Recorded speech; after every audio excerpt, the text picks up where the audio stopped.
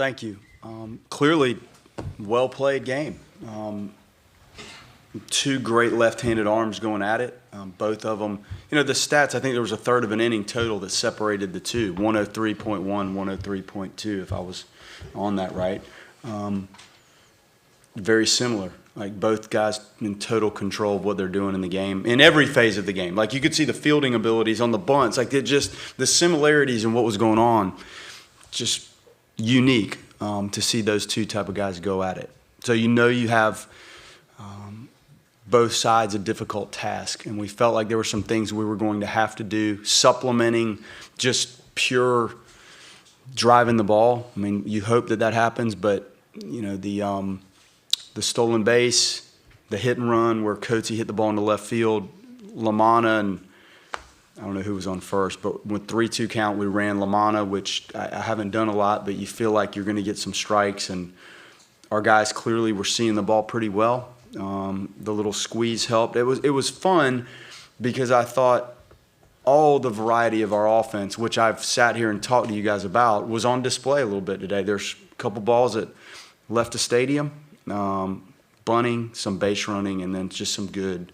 The two out hit by Myers, that was a big one. And I could go on and on about some of the game within the game stuff. JM pitched great. We had it. Not saying we had it right where we wanted it, but we had it once he got deep enough into the game. We were hoping that maybe we could use a righty just to give Texas something different to look at. And Rayo was fine. He got the 2 strikeouts. I know we had the wild pitch on the ball up, but he did get the 2 punch-outs and kind of held the 6th inning to 1 run for them. And then the 2 line drives at Brannigan, he caught them. They were clearly hit hard, and then he looked like the 4-pitch walk. I don't know exactly what happened. It looked like he was on it, and then he wasn't. But we had Finley right where we needed him, and that lineup had rolled its way back to the one left-handed hitter. So Finley got to come in and face a lefty. So luckily it kind of fell into place for the bullpen, but the guys still have to go out and pitch, and they did. I thought all of our infield, if you just go around the diamond, Brannigan made some nice plays. Preisner, solid, picked it up, drove it over there. Miller, the one play. You were almost hoping that would stay as an out just so that counted, I guess. I don't know, the play he made, and Putz plays at first base. So there it was. It was fun for you and the fans and the country that watched to watch our team, because I feel like when we're playing well, that's what we do. And I'm very proud of them to come into this atmosphere and perform for the first time that well-rounded of a game against clearly a phenomenal program team, talented.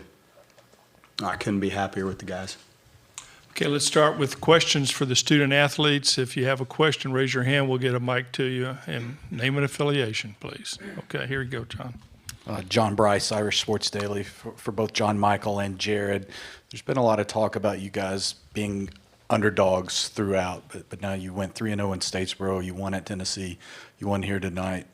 What kind of statement do you think you're making about Notre Dame? Do you think it's time for people to maybe realize that Notre Dame's a pretty good team? John Michael, you start. Yeah, I think it kind of all starts with the preparation and what the coaching staff is able to do, preparing us for, like we said before, the last hour, as well as just like the finite details of the game. It doesn't really matter to us if we're underdogs or projected to win. Kind of the message is to go 1-0, and so by any means go 1-0. So I'm not really sure if that really matters to us, but it's more just like how we play and just being ready to play some baseball. Jared? Yeah, I think a lot of the kind of underdog stories, we don't really feel that internally on the team. We know when we go out and we play good baseball that we can play with anyone in the country. So we try not to pay too much attention to the outside noise, but you're going up against good teams every time you step out there. So our goal is just play within us and play our game, and we feel confident about that. Okay, right over here. Tim Priester from Irish Illustrated. Jared, you've come out smoking since your injury, and maybe hitting as well as you have at any point or for most of the season. How do you explain coming out so hot? I just think at this point in the season, kind of all the training you've done the whole entire year, shows itself out on the field. And I missed a little bit of time, but once I got back in there, I just turned into compete mode. And when you get out there and there's all the fans and all the pressure, you kind of just zero in, and it's just the pitcher and the ball and you. And you just want to find a barrel. And the atmosphere and the adrenaline usually helps out. John Michael, the other day in talking with Coach Jarrett, he said that you had to have your A game today and mentioned several things that you need to improve upon from your last time out in Knoxville. Could you explain your performance today? Yeah, I was able to go fastball to both sides of the plate with a cutter into the righties, which wasn't called, but it was enough to kind of bring him back off the plate. That's a good lineup. They're coached very, very well, and there's a distinct difference in their approaches with 2 strikes versus not. So being able to bury that slider, throw the curveball for a strike, changeups away, sinkers away, and fastballs and cutters in was kind of just the way that I've been going all year. And so just to get back to the basics and execute one pitch at a time. Okay, Mark. Mark Garland, CWS 247. John Michael, coming out here on the big stage, playing under these lights, how do you keep your adrenaline down? What prepared you for this kind of start tonight? Just kind of having confidence through preparation. And so knowing that when you get out there, that rubber's 60 feet, 6 inches away, and you look down at it and you know that it's not going to move and it's the same thing. And just going out there and taking it one pitch at a time. You don't have to go win a whole game. You don't have to go pitch the whole game. You just have to go win one pitch at a time and just kind of focusing on that and minimizing it. Okay, here in the back. Ellie French from KATV in Omaha. My question is for Jared. If you can, just describe to me the energy that John Michael brings both on and off the mound. Yeah, when JM takes the mound, we feel really confident.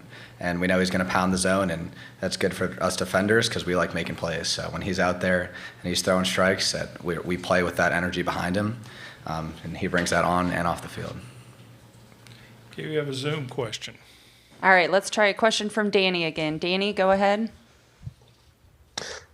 John Michael, could you take us through that play in the 3rd inning when you fielded that bunt and decided to go to second base? Yeah, we practice this a lot. Coach Jarrett's really good at being able to start the clock on his little stopwatch, and from the moment that ball's hit to the moment that we throw it and deliver it, with how long we have. And so usually going down the first baseline, we got about under 4-3, and the second base you got to go a little less because he's got to jump and he's got a secondary. So I know that I can attack the ball really well, and I get to the ball quickly, and being able to get that lead guy, ended up saving a run later, which was nice. But it was just kind of trusting, knowing that my guys are going to be there, and trusting the athleticism to get off the mound and get to the ball quickly and then make a decision. Guys, thank you. We're out of time for your portion of it, but remind you that locker room's closed to all media, all times, but Matt can take care of any questions you might have. So you guys are excused. Thank you. You hang on. They don't want to hear from me. We got you. What are we doing here?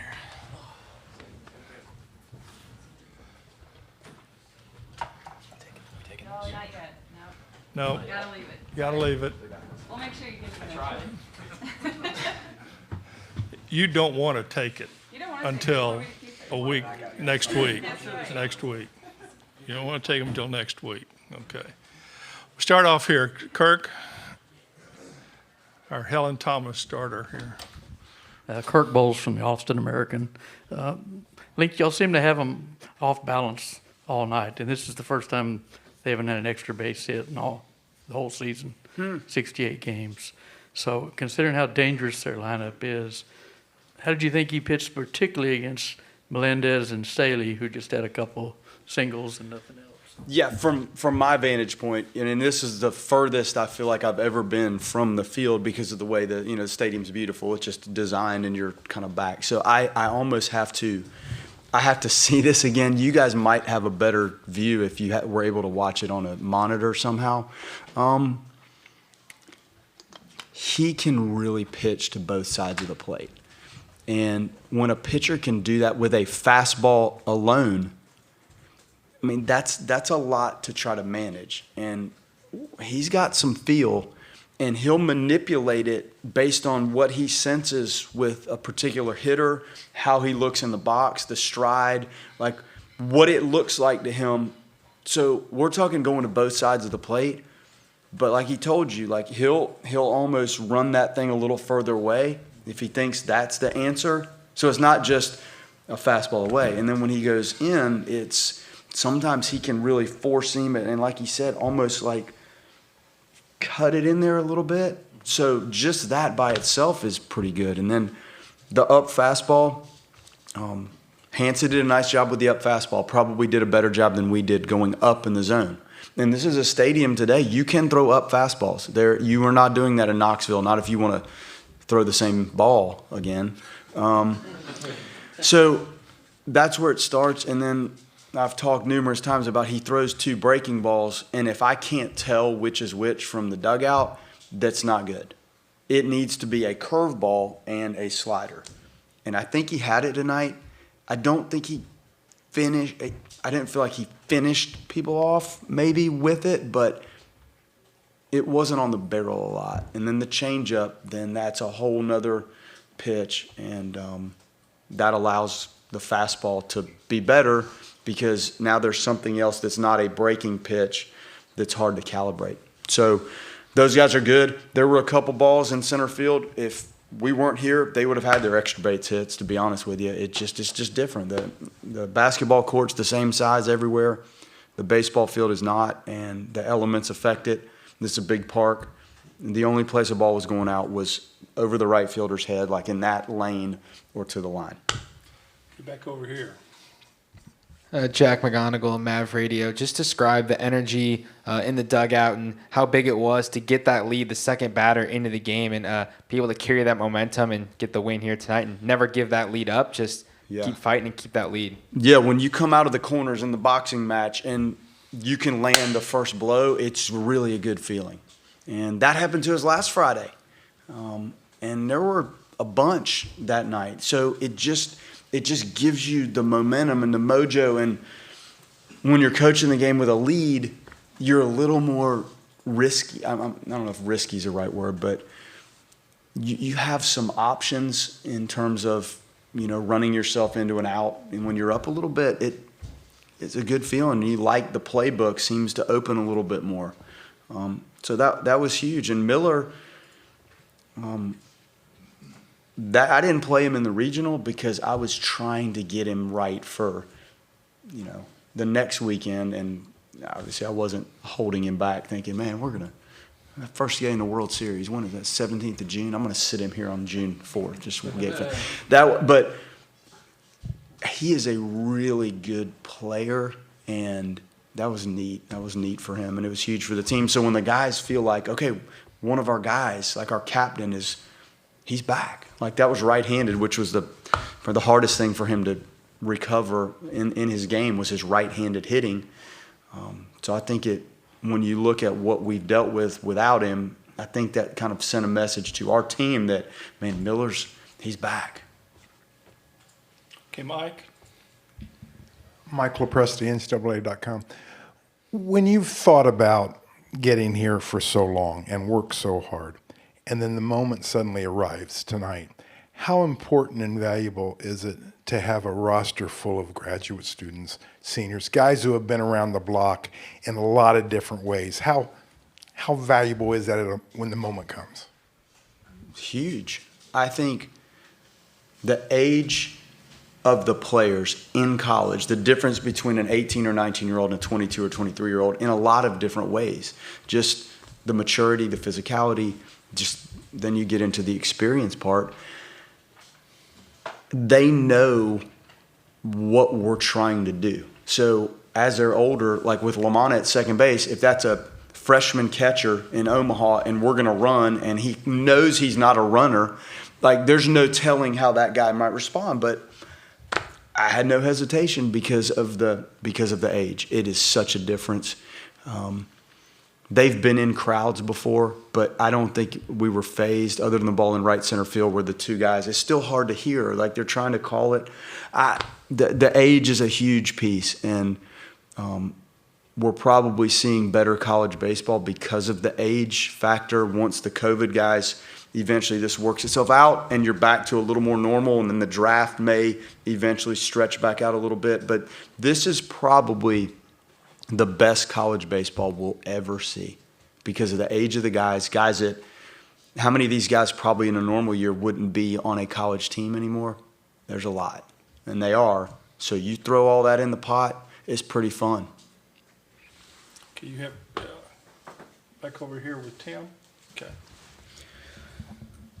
Tim Priester from Irish Illustrated. Link, you understand that Hansen's not a hard thrower, but you guys had so much hard contact against him tonight. Did you see that on film? I mean, were you confident that you were going to be able to square him up the way you did? You know the profile of the pitches going in, but you can look at all the video and read the metrics all you want. It's still sometimes how well, when you're in the batter's box, you can pick up what's going on. Sometimes guys hide the ball really well, and sometimes there's just something that's going on that you can't quite calibrate, and until you get in there, you don't know. Our guys do a great job. Like, they come back and they tell the next guy, like, here's what it looked like. Here's the fastball. It's straight. It's got a little ride, but it's really straight. You can see the slider. Like, they do a good job of, like, force feeding the information to the guys as they go up to the plate. And that's what they do. Now, we've worked to cultivate that, but he's really good. And he ran into a group of guys tonight that had it locked in. And we spent a lot of time, Rich and Chuck and Brad, on preparing those guys. And when you look at the video like we did, we keep it at 20 minutes. Scouting report, 20 minutes. Chuck, Rich, me, we divided up. But that video, I felt like we knew what we were getting. And I would say Texas probably knew what they were getting. Until you step out there in that box and see some pitches, it's still hard to figure out exactly how it's going to play. But our guys did it, on it. Good. Okay. Yeah, Noah? Noah Darling, CWS 247. After such an emotional win in Knoxville, how do you kind of ride the wave with an inexperienced team in terms of making it to Omaha? Stay out of their way.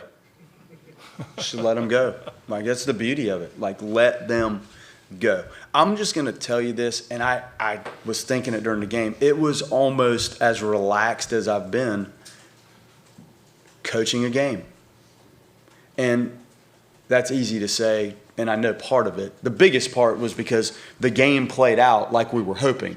If this thing goes sideways in a hurry, I'm sure I wouldn't have been, but you just kind of let them go a little bit. And there's a time you might have to change things that you're trying to do or how you approach them.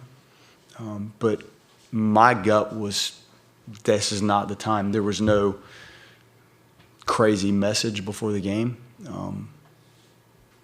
You just sometimes have to know when to let them go play. Okay, John, this should be our last question. Thanks. Link, a quick two-parter. We talk about your veterans, but Jack Finley, we're going to ask about him again. When did you see this, whether it was the fall or winter? And then the same thing I asked your players. You're now 6-1 in the postseason, maybe the only team in college baseball with wins against Texas and Tennessee. So what kind of statement do you think you continue to make about Notre Dame baseball? Thank you very much. Well, I think the statement is made by everybody else, because I think we feel like we've done this for the better part of 2 seasons. Until you do it on a stage nationally, it's kind of hard for the statement to be. I'm not making the statement. I'm not going to go tell people I think our team's good. You have to go play well, and eventually people think, well, you guys are pretty good. So there wasn't really a statement there, and to think that you're sitting there in the first game and you're going through it and you're starting to count outs and where the lineup is and where the lefty is, you're like, if we can just get it to that freshman lefty that's never pitched relief in his life, we'll be just fine. So he's just poised and more competitive. He's so poised that there's some guys in fall or preseason practice that you can almost see. Ryan McClinsky's out, like, you knew this guy's out there. He punches himself in the face. He's dialed in. It's high fastballs and power sliders, and he's pumping his fist. Finley would just go out there and he just pitched. So you can't gauge the competitiveness until you see pitching competitively in high stakes situations. And it looks better than it did when we were in Loftus and we were in the fall and we're pitching. He's just throwing fastballs. You're like, man, that's pretty good. But there's not it's 90, 91, 88, 90, 90, it's not 95. He's just poised. And like I talked about the other, like Texas's pitcher, Finley's fastball is hard to like wrap your mind around that some of them go that way to that side and some of them run. It's just a tough thing. And clearly, he's been very, very precise with what he's doing. Yep. Thank you, Coach. Remind you that an extended recording of this news conference